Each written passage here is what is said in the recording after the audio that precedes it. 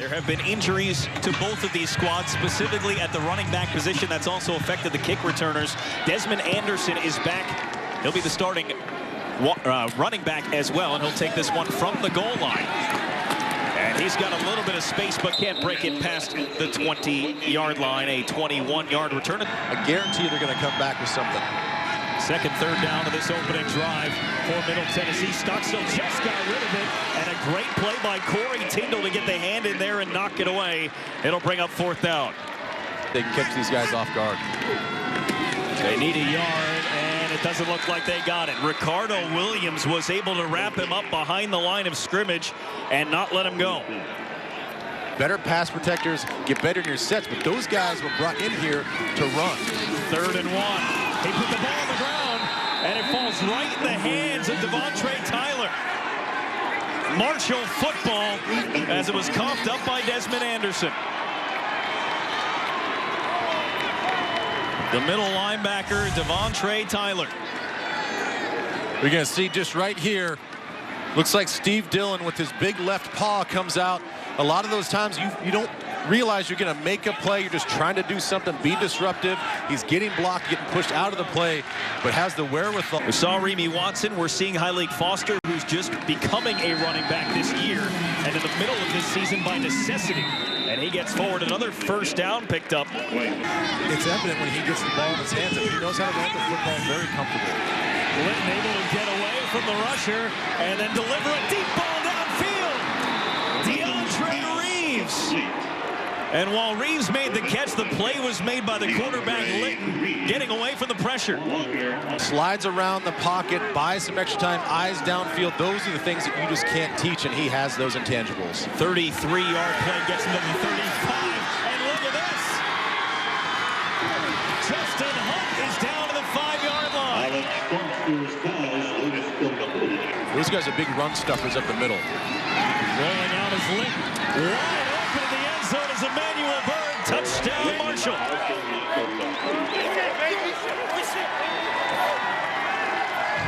First touchdown catch of the season for the tight end, Emmanuel Byrd. Ball fumble. A nice strip led to the recovery. Marshall goes all the way down. A couple of big plays along the way, and then Litton to Byrd for 7. And that's our score here in the first quarter. And a nice pass from Litton, but you can't get more open than Emmanuel Byrd with the early touchdown.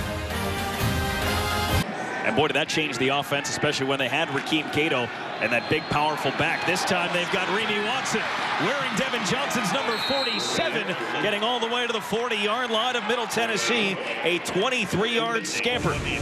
Let's take a look at the left side of the screen. Big Swede Johansson, 71, the left guard, the key block. And 2 wide receivers on top of each other doesn't allow those guys to get the hands on the receivers, and that's the way James is able to get open. 68 catches on the season for James, the most among freshmen. Richie James has been everything again for Middle Tennessee today. They've got him in the backfield along with Jordan Parker. And it is Jordan Parker putting the ball on the ground, and for the second time in the red zone today, Middle Tennessee coughs it up and Marshall recovers. Gary Thompson knocked it out. Ryan B right on top of it. And it's Gary Thompson, number 59, that causes that fumble. He's a guy that's been playing outstanding football as late. They say he's been a little inconsistent, getting much more consistent with his play. You see him, number 59 right there.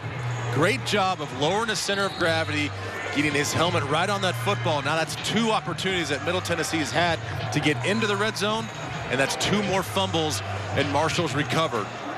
Been a problem for this team from Middle Tennessee, putting the ball on the ground, and again, with Chase Litton in his arm, they can do that, so they got to beware on defense. He has time, and he will throw it. It is complete to Justin Hunt right near the first down marker.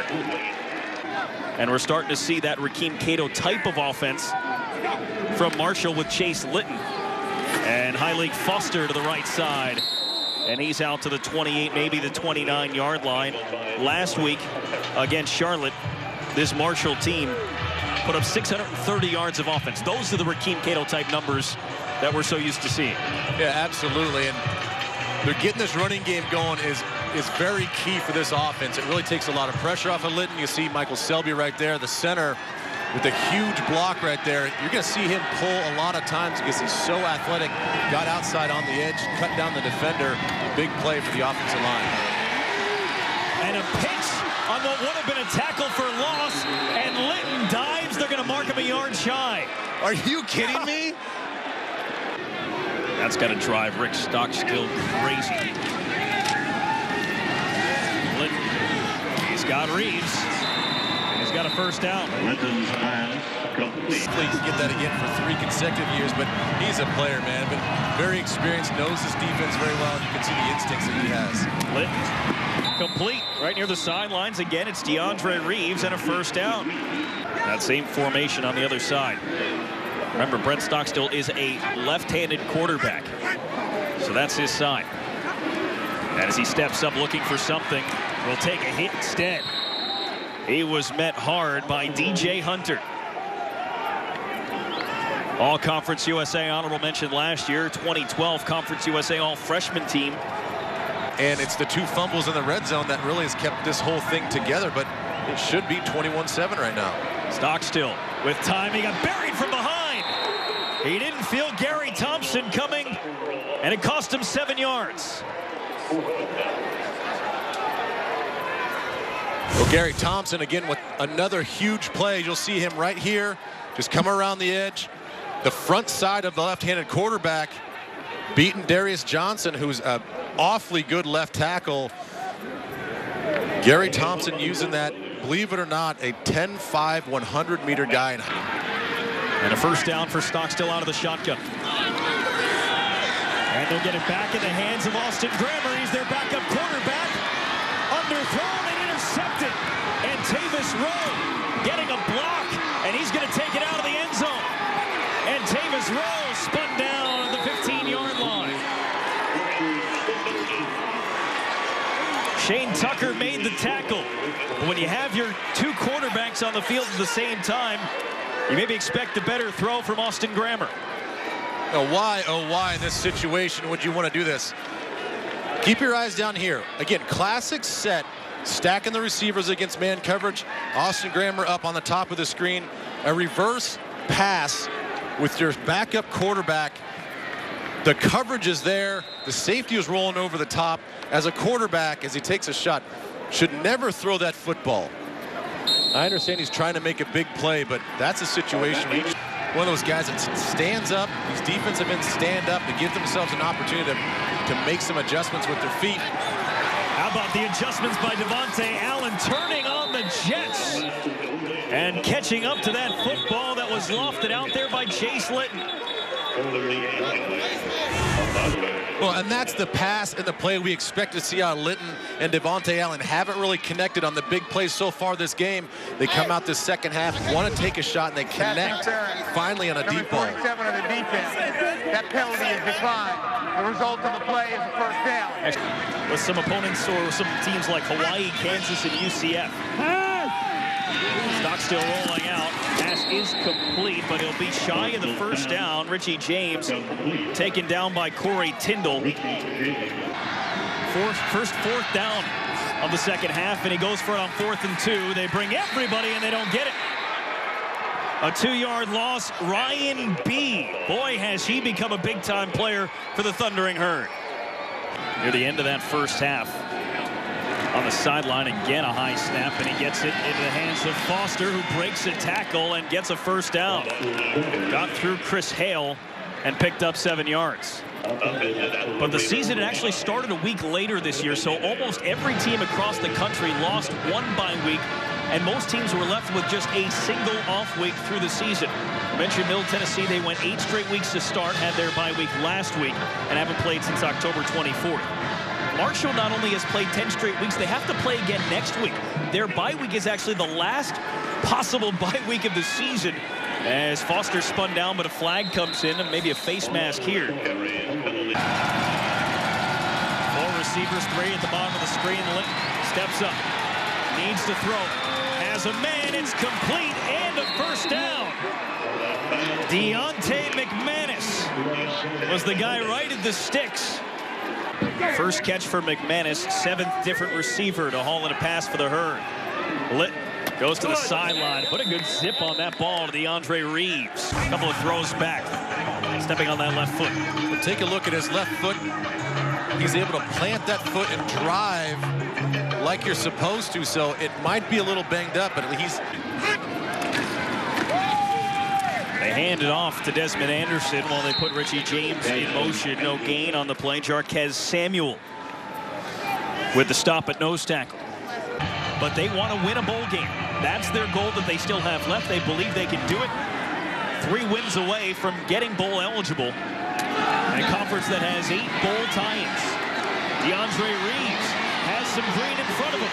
He's out across the 40 and taken down just shy of midfield by DJ Sanders. But a 46-yard return for DeAndre Reeves, their leading receiver, adding some all-purpose yards. Well, the last time Middle Tennessee kicked off, they kicked it out of bounds, gave Marshall great field position. Their defense held up, but this time just great blocking up front and one of the best in the country. And Reeves takes it all the way out past the 40. Play clock issue. Stockstill to the air, looking long. Tipped by Corey Tyndall away from Ed Batiz. You've got a drive here, Ben, and a 10-point lead. Timing also important on this drive. Well, again, timing's important, but look at that throw.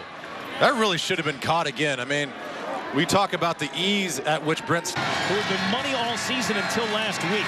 He missed one earlier, and he won't make the same mistake twice. Nick Smith puts it back within a touchdown.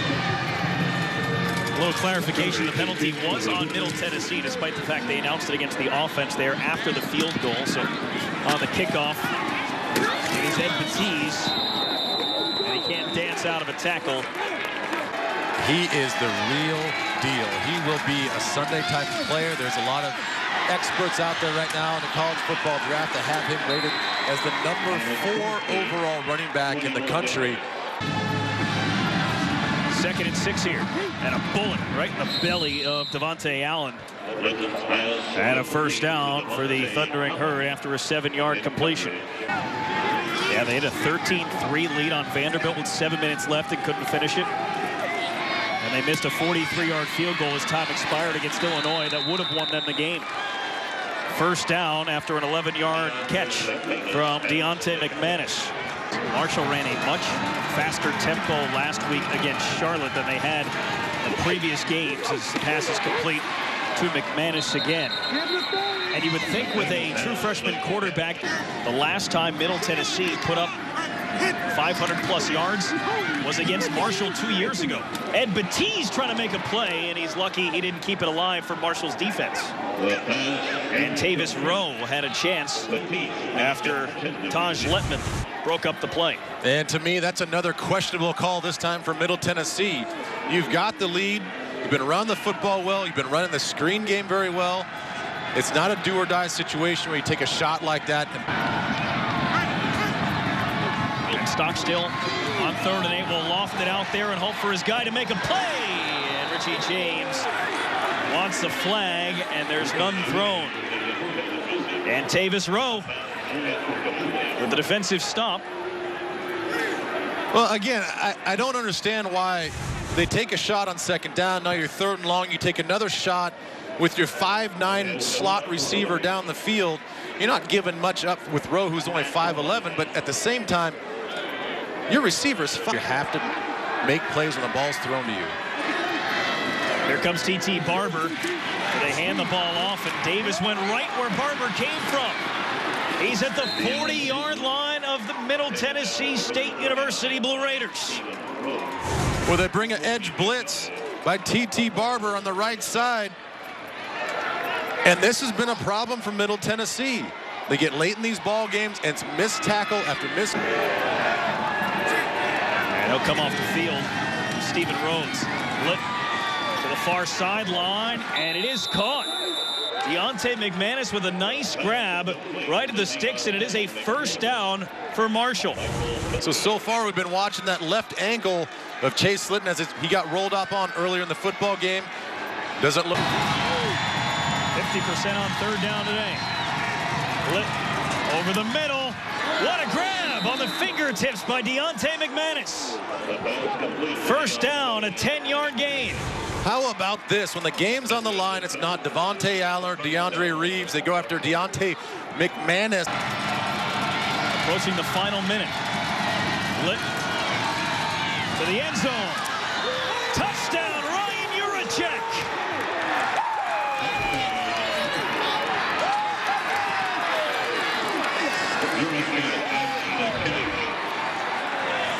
They got in the end zone early in the first quarter, and not again until 1:06 remaining in the fourth, and an extra point away from a tie football game. Well, Middle Tennessee decides to bring 5 guys on a pressure that mans everybody up.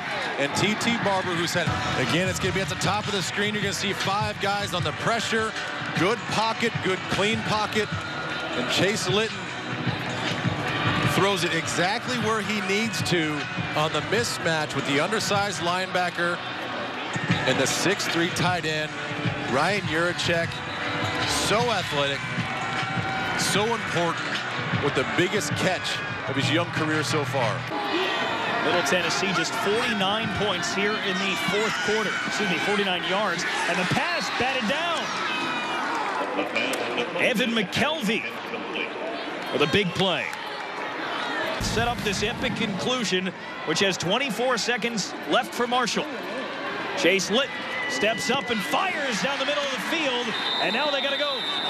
Now they got to spike it. Stop the clock while they move the sticks on the timeout with 18 seconds.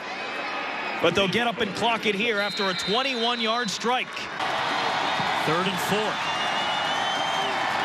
They bring it. The throw to the sideline. Caught for the touchdown. Devontae Allen. Before he came back in, we'll take a look right here. Good clean pocket. Everybody's picked up. And if he stepped out of bounds. The ruling on the field is the player went out of bounds. All the way at the top of the screen. Did that foot on the 10-yard line step out? To me, that looks like the only place he could have stepped out, but that's not a pretty good look.